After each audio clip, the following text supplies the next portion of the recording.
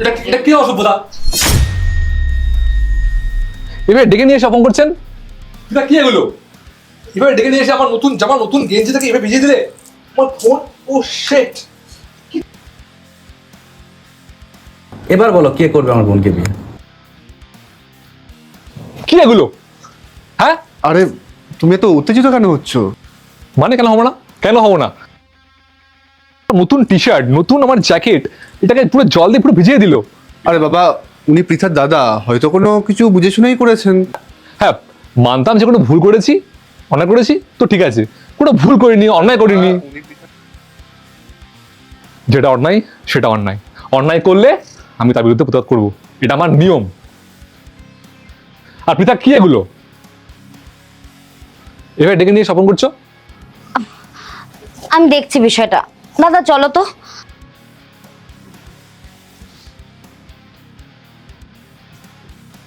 দাদা তুমি এটা কি করলে? আমি তোমাকে নিয়ে আসলাম যে দুজনের মধ্যে আমি কনফিউশনে ভুগছিলাম যে কাকে চুজ করব, তোমাকে চুজ করতে বললাম, আর তুমি কি করলে? দুজনের মুখে জল ঢেলে দিলে। কেন করলে? বলছি, আগে তুই বল এই দুজনের মধ্যে কে বেটার? অফকোর্স ঋষভ। কেন? কেন আবার? তুমি দেখলে না, তুমি যখন দুজনের মুখে জল ঢেলে দিলে তখন সরজিৎ কি বাজে বিহেভ করলো তোমার সাথে। আমার তো খুব খারাপ লেগেছে। কিন্তু ঋষভ কত পোলাইটলি তোমার সাথে ব্যবহার করলো, তোমাকে নিজের দাদার মতো ভাবলো। বললি কেন? কারণ সরজিৎ যেটা করেছে সেটা একদম ঠিক কাজ করেছে। কেউ যদি অন্যায় করে তার প্রতিবাদ করা উচিত। আমি তো ওর মুখে জল দিয়ে তো ভুল করেছি, আমি তার প্রতিবাদ করা উচিত, ও সেটাই করেছে। ঋষভ তো তোর কাছে ভালো সেজেছে, রাগ হয়েছে প্রকাশ করেনি, নিজেকে ভালো দেখাতে চেয়েছে তোর কাছে। ও হচ্ছে ফেক। সরজিৎ হচ্ছে আসলে সত্যিকারের মানুষ, অন্যায়কে অন্যায় বলেছে। আমি বুঝতে পেরেছি দাদা তুমি কি বোঝাতে চেয়েছো। আমি সত্যি বুঝতে পেরেছি। চলো।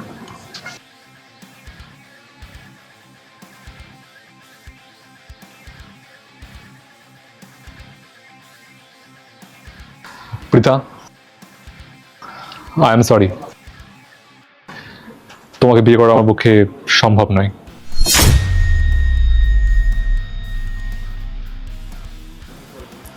আই এম সরি, আমি যাচ্ছি। সরজিৎ, আমি তোমাকেই বিয়ে করতে চাই।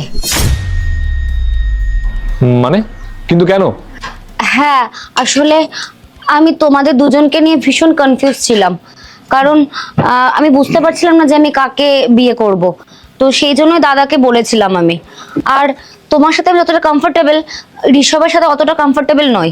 অফিসে কথা বলি ঠিকই, বাট মন খুলে কথা বলতে পারি না যতটা তোমার সাথে মন খুলে আমি কথা বলি। ও আমার অফিস ফ্রেন্ড, তো ওর সাথে আমি অত ঠিকঠাক করে কথা বলতে পারি না। কিন্তু তুমি আমার স্কুল ফ্রেন্ড, তোমার সাথে আমি অনেক ফ্রিলি মিশতে পারি। সেই জন্যই আমি তোমাকে চুজ করলাম। তাহলে এতক্ষণ ধরে এই গ্লাসের জল দিয়ে মুখে ঢালা এসব এসব তো কেন ছিল এগুলো? আসলে আমার বোন আমাকে বলেছিল এই দুজনের মধ্যে কে বেটার সেটা ঠিক করে দিতে। যখন তোমাদের মুখে আমি জল দিলাম তখন তুমি প্রতিবাদ করেছিলে, কারণ ও কোনো প্রতিবাদ করেনি। ও হচ্ছে ফেক, তুমি হচ্ছে আসল, এই জন্য তুমি প্রতিবাদ করেছো। হ্যালো, তুমি যদি আমাকে বিয়ে করবেই না, তুমি আমাকে এখানে ডাকলে কেন? আর হ্যাঁ, এটা তোমার দাদা বলে, হ্যাঁ, অন্য কেউ যদি আমার মুখে জল দিত না, এতক্ষণ তাকে আমি চড়িয়ে দিতাম।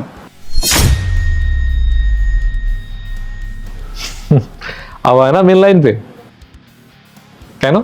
যখন ঝড়টা আপনাকে মারলো তখন তো খুব বলছিলেন দাদা ভাই হয়, গুরুজন হয়, ওনাকে ছেড়ে দিন, ভুল হয়ে গেছে।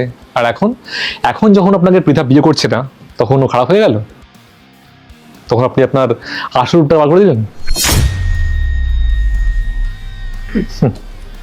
খুব ভালো করেছেন। জানতাম এটা আপনার আসল রূপ, আগেরটা ট্রেলার ছিল।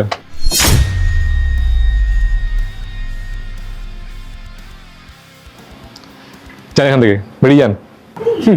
এখানে থাকতেও আমি চাই না। সত্যি দাদা ভাই, আপনার বুদ্ধি আছে। লোকে এই জন্যই বলে যে যারা গুরুজন হয় ওদের মাথায় একটু হলেও বেশি বুদ্ধি থাকে,